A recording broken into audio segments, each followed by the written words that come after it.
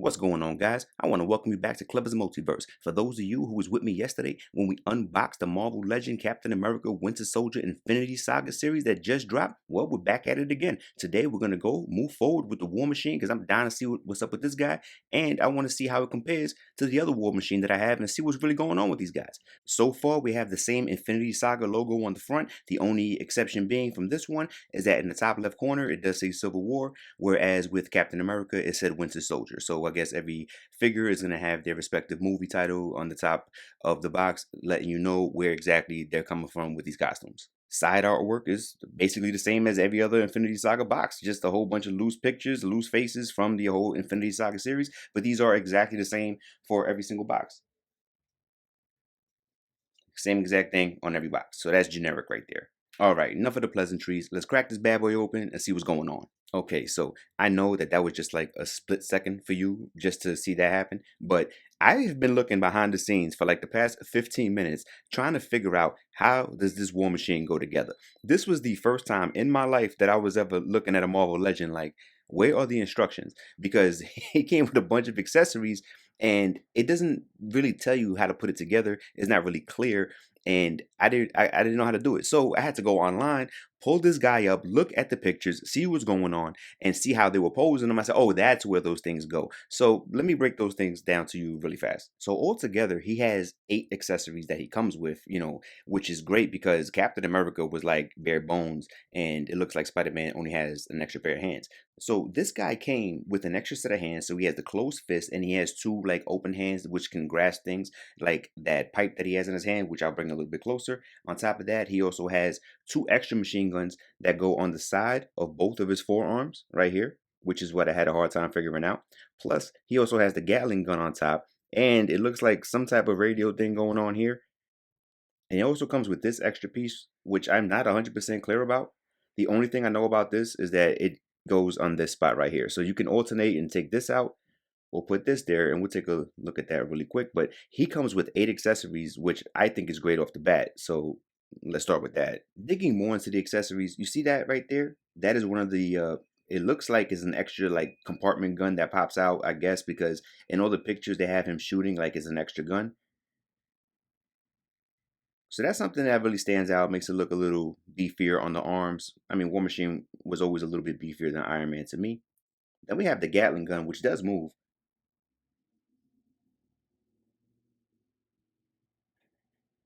So you can move it around. You can spin it a full 360. Actually, you could like watch his back or whatever. I don't like how if you try to shoot straight, I mean, look at that. This guy's gonna get a concussion if he lets that off. So it's only good like I guess like this, like alternate. And then this right here, I'm not really sure what this piece is about.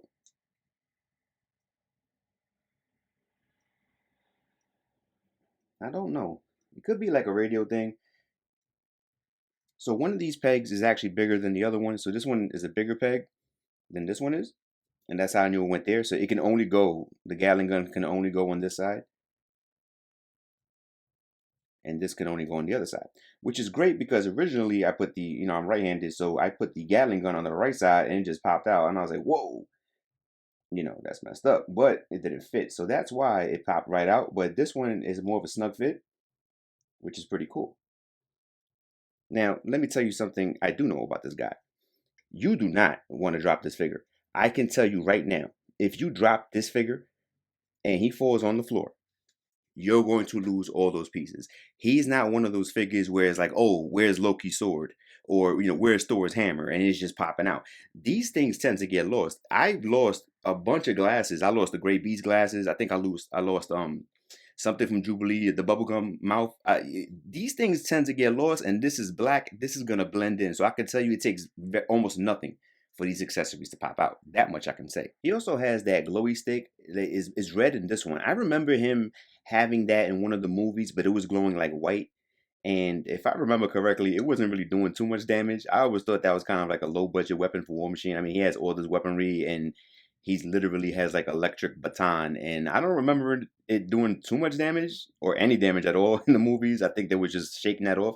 but it is pretty dope. The red contrast with the silver and the gray, and it makes it pop. So, what do I like about this figure, and what rubs me the wrong way? So, let's start off with the good stuff. So, I really like the way that this is molded together. This is feels like a very, very sturdy figure. Besides the accessories are the weak point as far as how fragile it is. But this feels like a quality figure. This feels like strong. It looks strong. The paint is really done nice. It looks metallic. You can tell that they really took a lot of time. The detailing is not off at all. His name is written clearly. I mean, this is sharp. I mean, and the thing I like about War Machine and Iron Man 2, but really War Machine, is that it doesn't have like those weak ankles, and that's always the weak part of some of the figures with an ankle twist, and it looks kind of funny.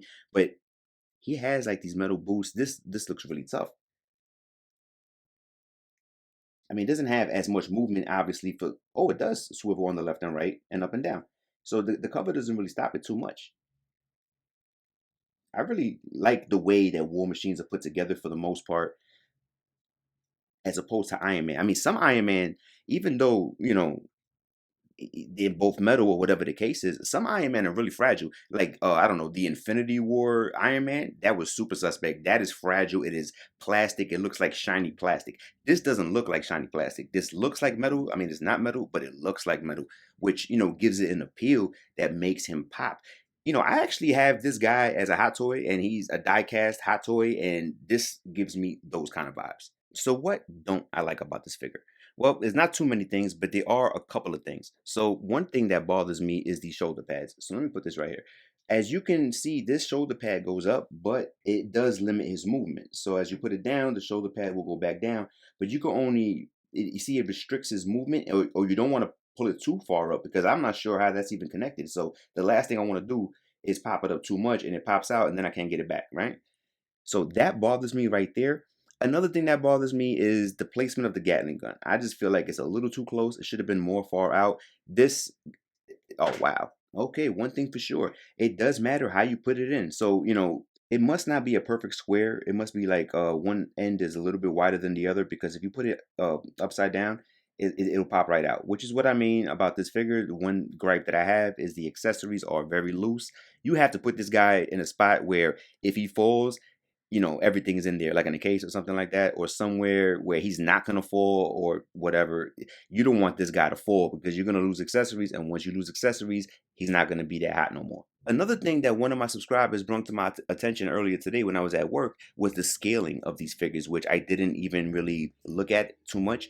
The Captain America I looked at by himself, he looked to be about the same size as the other one that I had. But looking at this War Machine, I do feel like this War Machine is a little dwarf. Now I'm starting to look at the rest of the lineup, and I want to see, is it just me or not?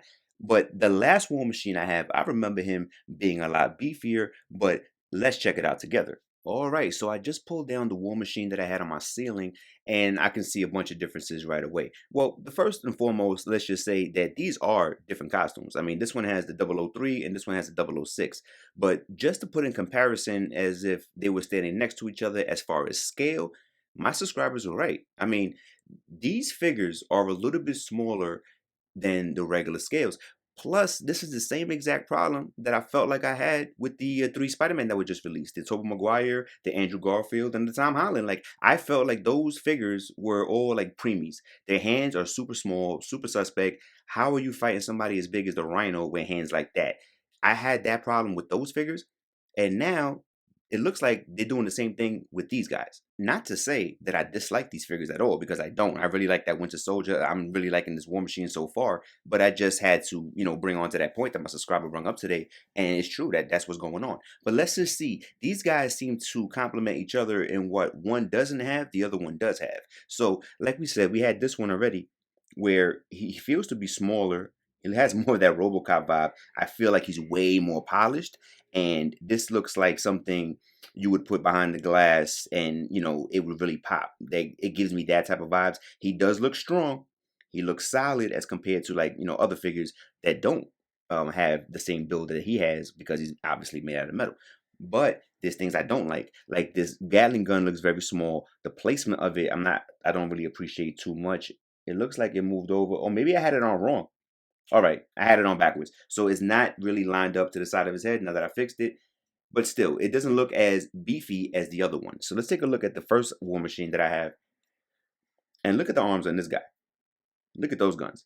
I mean, War Machine, look at that Gatling gun on the side. Look how big it is. But the payoff, this guy doesn't look as polished as this one. This War Machine looks like something to aspire to. Like if you was going to be War Machine, I think that you would want this suit. This one is giving me like Nimrod vibes. Who knows about Nimrod, like from X-Men? He's giving me Nimrod vibes as far as his face. Looks more like an advanced Sentinel now that I think about it. You know, I never had a problem. I'm gonna stop doing these damn reviews because I never had a problem with my figures until I start putting them up to something else. And now all of a sudden, this guy bothers me. You know, but whatever. That seems to be the trend. But what we do sacrifice with this guy is the articulation. So he does not have double jointed elbows or knees, and the other one does. So this War Machine right here does have the double jointed elbows, does have the double jointed knees, which makes him, you know, more articulate. And you know, that's something that we're all checking for. So that's great. This guy's shoulder pads bother me because they're placed on top of the arm, which limits the movement. The old War Machine, however, that's not the case. These shoulder pads are attached to the arm itself. So when I move it, you see how it moves with the arm. So it's like they have equal and opposite like pros and cons. But I like both of them. To be honest with you, I mean, War Machines don't drop like that. So it's not like you can really get tired of this guy. He's not a Wolverine or Spider-Man or, you know, something like that where they're just dropping one every month, especially this year with those Wolverine double packs. I mean, come on. So I don't really feel bad having these guys because they are different enough that I can appreciate both of them. But if you merge them together, if you would give the bigger one the detail that the smaller one has, and then you would make his paint, see, his paint looks plastic. His paint looks metallic. Like, you notice that? So this guy looks more metallic. He looks the part. This is definitely a higher level caliber of paint, or just definitely more touches with the paint. Whereas this one looks more like some acrylic paint that we could have got from Michaels or Hobby Lobby, right? Doesn't look nothing crazy. I've seen people do customs that look better than that. But, you know, I didn't have a problem with it until today. And this is how War Machine compares to my other War Machine.